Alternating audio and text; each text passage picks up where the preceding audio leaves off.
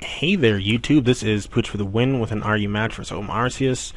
And this is actually the first Wi-Fi battle I ever had in black and white, so it's kind of got a special place in my heart, if you can forgive the sentiment. And you can check out his side of the battle by going to the link in the description. And it looks like he's just kind of got 3 offensive pokes, a spinner, and a B-Brel. And I think actually that B-Brel is the most intimidating thing on this team, because who the fuck uses B-Brel? Anyway, and I'm just going to be using my standard team, and we can just get right into it.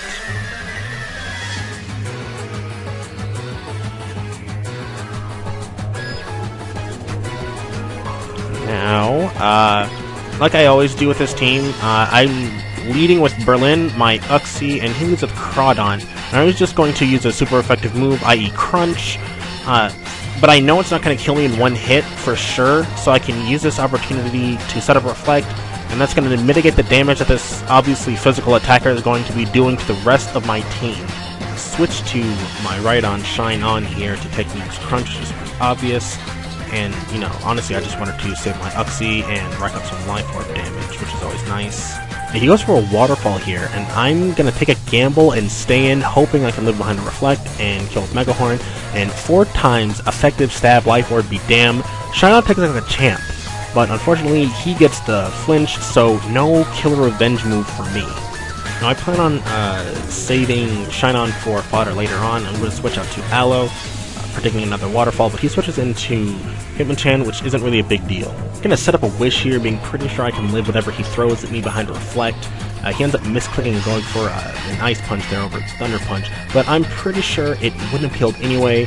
Sans a crit, because Aloe is a boss with that big-ass defense. Now, it's that kind of thinking that comes back to bite me in the ass here, because this Drain Punch actually gets a crit. So maybe that misclick last turn did matter, but I guess really the real moral of the story here is that virgin sacrifices to the Hax Gods pay off. But I'm just going to go for a Toxic here, because I know that Life Orbers love toxic damage. Plus, with Leftovers Recovery and the Wish from last turn, that crit literally didn't even matter. Just going to go for a Protect here for a variety of reasons. Foremost to just toxic stalling, but I also want to get myself as close to full HP as I can. Now right here I start to think that I'll be able to Wish Pass to Berlin, since I get the feeling my screens are going to run out and there's nothing this Hitmonchan can do to Uxie anyway. So on this next turn I go for a Wish, so I can Wish Pass, figuring now is as good a time as any. Reflect does indeed wear off right there, so I guess my instincts were right. I'm gonna switch into Berlin to get a screen up and receive that welfare check from Aloe, as he goes for a hidden power right here. I don't know what type. But anyway, Berlin decides, fuck you, Moltres, and lives with 7 HP, and yeah, that's right. Give me that HP. I want that HP. You can't tear down this wall.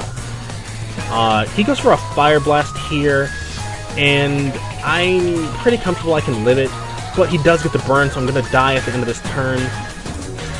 But it's not all bad. I do get my light screen up, and that's going to nerf this guy significantly. Right, so I gotta just switch into my Hitmonlee, because I completely forget that he's got a super effective move on me, and he goes for this Air Slash, and I'm like, duh.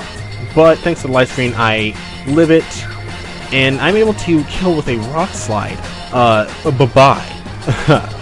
You never thought you'd see that happen, did you, Moltres? You thought you were gonna kill, but you didn't, because dual screens are just freaking awesome that way. So he switches in this Sand Slash, and I go for close combat just to get some damage in. I don't really expect it to do much, and it doesn't. That's, what is it, maybe a 4-hit KO, 3-hit KO if I'm lucky. Anyway, he just goes ahead and sets up Stealth Rocks, and I don't really care, because I do have Rapid Spin on this Hitmonlee. I was going to say Hitmonchan, but I didn't. But anyway, I'm going to switch out here because I need him to spin those rocks away, and he's at -1 defense, so I just switch in Shine On here as fodder as he goes to Medicham. Goes for the high jump kick, and that's obviously going to be able to take me out because I already had 1 foot in the grave anyway. Gonna switch out to Aloe Vera here to start wishing up, and I didn't really, like, it kind of slipped my mind at the time, but I completely forgot that Protect makes high jump kick automatically miss, so he obviously can't stay in. It also didn't occur to me that he was scarfed. I have no idea why it didn't occur to me that he was scarfed, but he was. So that's why he switches out, because he can't eat a Protect. And I go for a Protect there, just wanting to guarantee that wish, because, like I said, I completely forgot that Protect made high jump kick automatically miss. So Beaverell starts setting up them curses, and he is like just screaming obscenities at Aloe Vera, and she's just like, you know what, fine, I'm gonna spit on you. So she spits toxic at him, and that's gonna prevent him from like setting up too bad, because, you know, nobody wants to rack up toxic damage and just curse. But what I didn't realize was that his ability doubled every stat boost he had. So I'm just sitting up here like derping it up, just thinking I can wish stall him without knowing that he's getting +2 attack and defense every turn. So I'm just like, yeah, I can like stall you because you're a Beaverell, and although I don't know what the fuck you're gonna do, I do know that you're going to just obviously just keep cursing up and then hit me with some lukewarm attack. Yeah, I just went for that waterfall. I didn't really expect it to do much, especially not on the resist and whatever defense he's at. I just wanted to accelerate that toxic stall up, and yeah. Right, so he goes for this quick attack next up, and that does nothing. It does nothing. And I go for a wish, because I thought he was going to be dealing a hell of a lot of damage. I didn't know what he was going to do, but I didn't think it was going to do like 20%. And at this point, all this stalling is paying off, and I figure he's just going to switch out now, because he sees that he can't hurt me. And 7th Step has a super effective move, and I just wished, so yeah, this is looking like a perfect opportunity to wish pass, and my wish comes true, and I get all my HP back. Whoop-de-frickin-do. I outspeed, and I go for the rapid spin here, because I know I'm at a pretty good opportunity to switch in Scyther, and he goes for a Drain Punch, and 1-hit KOs me, and I don't really care.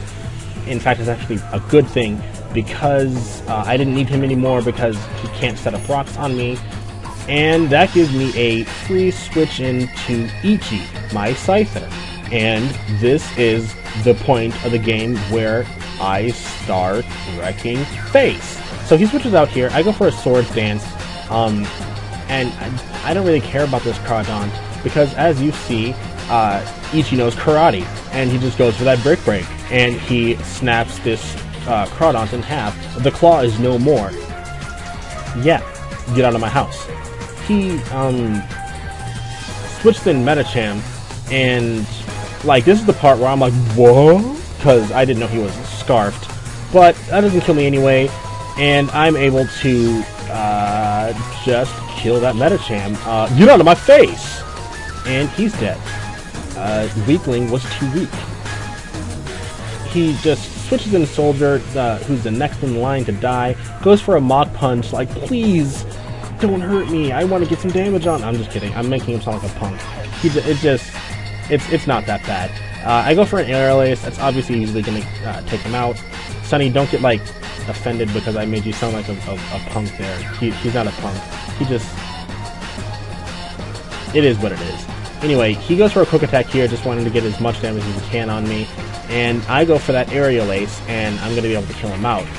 I could have gone for a Brick Break there, but I just decided to go for the stab move, because I wanted to be extra super safe, sure.